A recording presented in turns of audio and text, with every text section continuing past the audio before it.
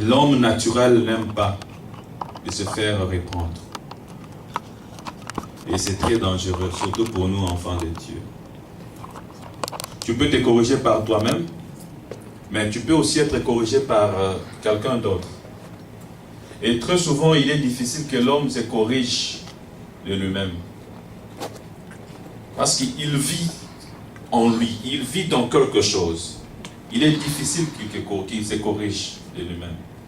C'est ceux du dehors qui voient. Et pour nous, nous organisons les choses par rapport à ces thèmes. Je bénis encore une fois les bien-aimés qui m'ont écrit et qui m'ont appelé. Et Dieu va continuer à faire son travail. Je prie aussi sur les âmes qui sont peut-être frustrées ou froissées sur des expressions, que Dieu leur donne encore plus de compréhension et de maturité. Vous savez, la parole de Dieu utilise encore des termes plus extrêmes que ceux que nous, serviteurs de Dieu, nous utilisons à la chaîne.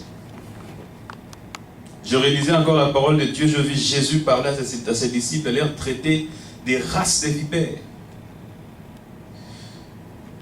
Aujourd'hui, si le berger traite quelqu'un comme ça, dans cette salle, c'est fini, il part.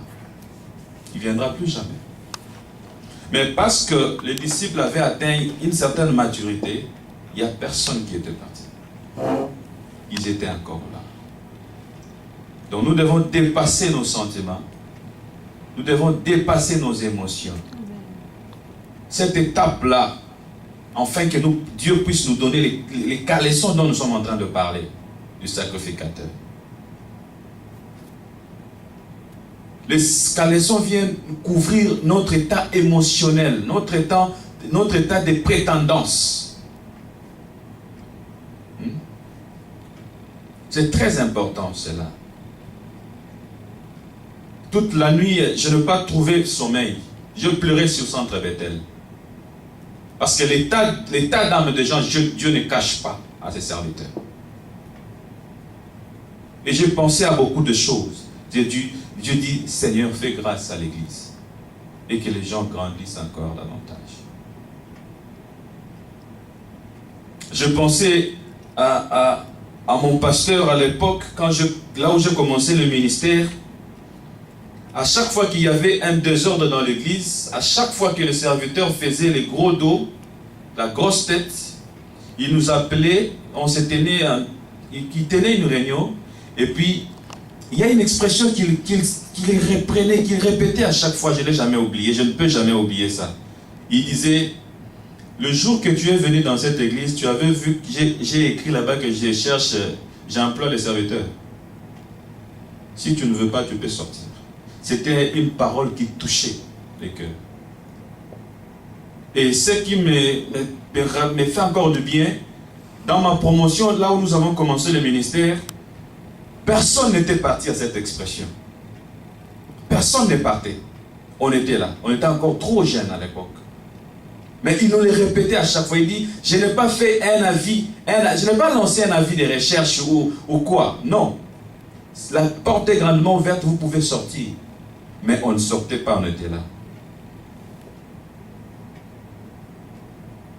Ouais, en 2007, je suis allé prêcher dans une église où je trouvais les pasteurs seuls. Il m'a convaincu, il a dit, j'aimerais que tu restes ici petit, comme mon assistant.